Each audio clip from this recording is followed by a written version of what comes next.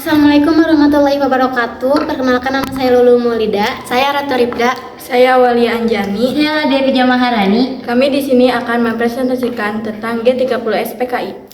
Kala itu, yang PKI yang merupakan salah satu partai tertua dan terbesar di Indonesia ini berhasil meraih 16,4% suara dan menempati posisi keempat di bawah PNI, Masyumi, dan NU.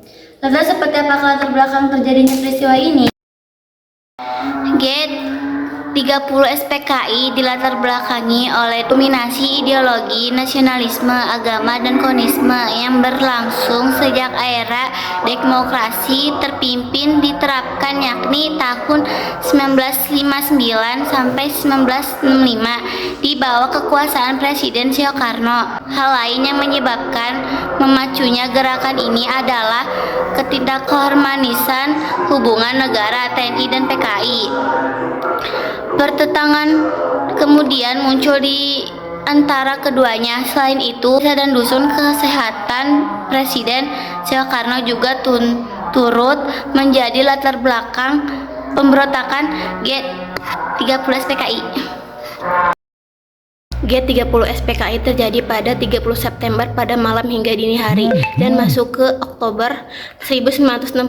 Peristiwa ini dimotori oleh pemimpin terakhir PKI, yakni Dipa Nusantara Aidit dan DL Adit. Gerakan pemberontakan yang dilakukan oleh PKI ini mengincar perwira tinggi TNI AD Indonesia. 3 dari 6 orang yang menjadi target langsung dibunuh kediaman. Sementara itu, beberapa lainnya diculik dan dibawa menuju lubang buaya. Keenam perwira tinggi yang menjadi korban G30S PKI antara lain Letnan Jenderal Aumerta Ahmad Yani dan Mayor Jenderal Raden Soefarto dan Mayor Jenderal Mastrito Marmo Haryono. Ada juga Mayor Jenderal Siswondo Farman, Brigadir Jenderal Donald Islak Panjaitan, dan Brigadir Jenderal Sutoyo Sismohiharjo. Tindakan dan penyebarluasan ideologi komunis yang dilakukan oleh PKI menimbulkan kecurigaan dari kelompok anti-komunis. Hal tersebut juga mempertinggi persaingan antara elit politik nasional. Di tengah kecurigaan tersebut, Komandan Batalion yang memimpin merupakan pasukan khusus pengawal Presiden memimpin sekelompok pasukan dalam melakukan aksi bersenjata di Jakarta. Pasukan tersebut bergerak meninggalkan daerah Lubang Buaya pada tengah malam pertigaan Kamis 30 September 1956 menuju Jumat 1 Oktober 1965. Kudeta yang sebelumnya dinamakan Operasi Takari ini sudah berubah menjadi G30S PKI.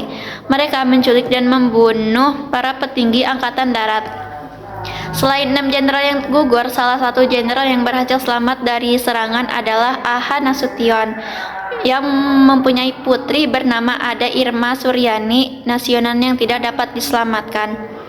Sementara itu, G30S PKI di Yogyakarta dipimpin oleh Mayor Mulyono menyebabkan gugurnya TNI Angkatan Darat, Kolonel Katamso, dan Letnan Kolonel Sugiono.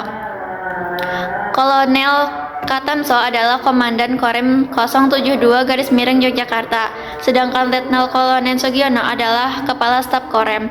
Keduanya diculik dan gugur di Desa Keuntungan Utara, Yogyakarta.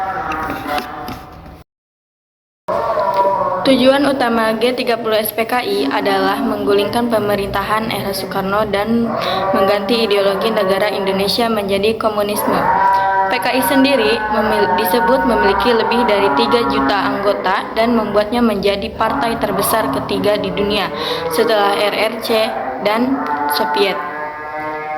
Adapun beberapa tujuan G30S PKI lainnya yang dikutip dari buku yaitu 1. Menghancurkan negara Kesatuan Republik Indonesia dan menjadikannya sebagai negara komunis.